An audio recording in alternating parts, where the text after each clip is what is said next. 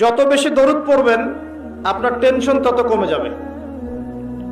ফজিলত শোনেন, যত বেশি দরুদ পড়বেন আপনার টেনশন দুশ্চিন্তা তত কমে যাবে। যত বেশি দরুদ পড়বেন আল্লাহ তত রহম করবে আপনাকে, আপনার গুনাহ তত মাফ হবে, আপনার নেকির পাল্লা তত ভারী হবে, এবং মুহাম্মদ সাল্লাল্লাহু আলাইহি ওয়াসাল্লামের সুন্নতের উপর আমল করা আপনার জন্য সহজ হবে।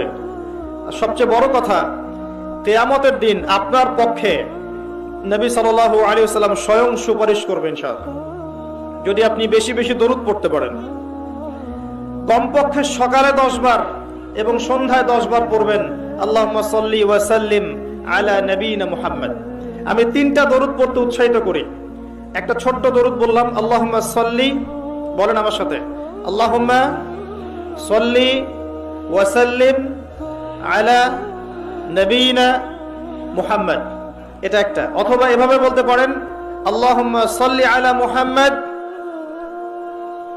ওয়া সাল্লিম, আল্লাহুম্মা সাল্লি আলা মুহাম্মদ ওয়া সাল্লিম।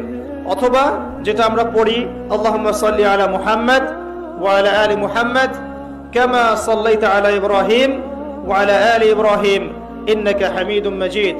আল্লাহুম্মা বারিক আলা মুহাম্মদ ওয়া আলা আলি মুহাম্মদ কামা বারাকতা আলা ইব্রাহিম ওয়া আলা আলি ইব্রাহিম ইন্নাকা হামিদুম মাজিদ।